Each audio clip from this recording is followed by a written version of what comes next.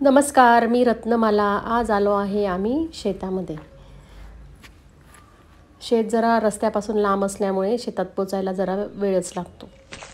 पावसामुळे शेतात चालणे खूप मुश्किल झालेले आहे, कारण पावसामुळे खूपच शेतात चिखलसुद्धा झालेला आहे.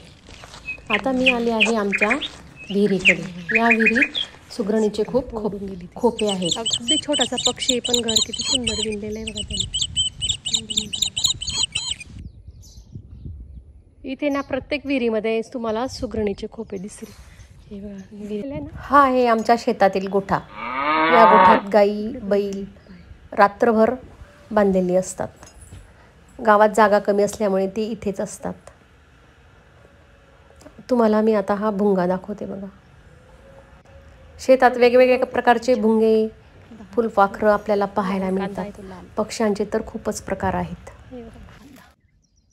शेतात वेगवेगळ्या प्रकारची फुले सुद्धा पाहावयास मिळतात.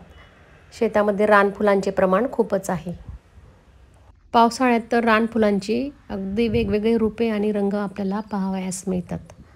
आता मी तुम्हाला पलीकडच्या शेतातील मक्याचं पीक दाखवते. हे बघा, हे मक्याचं पीक.